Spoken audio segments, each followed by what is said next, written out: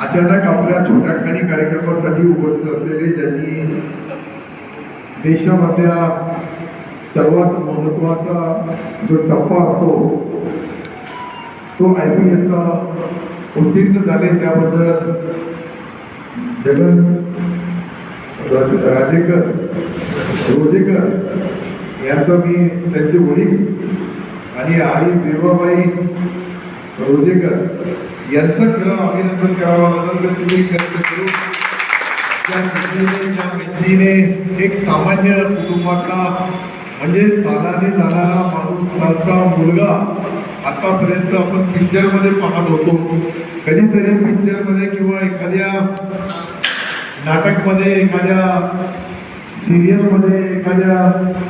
वेगवेगळ्या कार्यक्रमामध्ये पाहत होतो, परंतु आज ॲक्च्युअल आपल्या गावामध्ये विशेषतः जळगाव सपकाळ हा भोकरदन तालुक्यामधला एक खेड्यामधला असलेला विद्यार्थी आणि त्या विद्यार्थ्यांनी ही जी केलेली कर्तबगारी आहे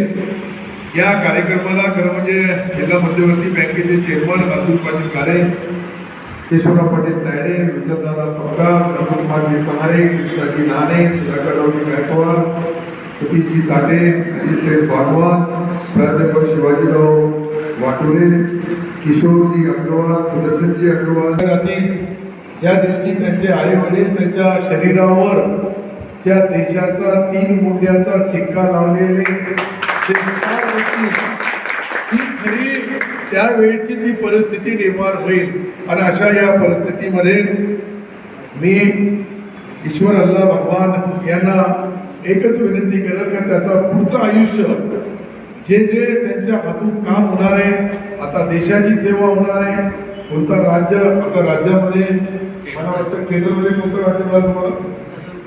अजून ते डिसाईड झाला नाही, पण देशामधला कोणता ना कोणता तरी राज्य त्यांना मिळेल आणि त्या राज्याचा IPS अधिकारी म्हणून त्यांच्या हातून चांगलं काम व्हावं, आपल्या देशाची सेवा व्हावी आणि देशाची सेवा करताना शेवटी समाज बांधवांनाही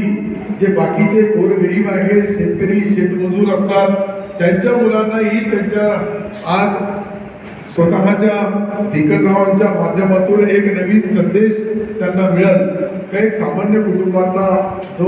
तरुण मुलगा आहे त्यांनी जी कर्तबगारी केली आणि ही जी IPSची परीक्षा पास केली त्याचं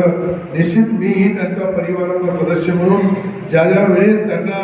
जिथे आमची गरज भासत त्या ठिकाणी त्यांच्या परिवाराचा सदस्य म्हणून आम्ही मदत करण्याचा काम करू. मी परत एकदा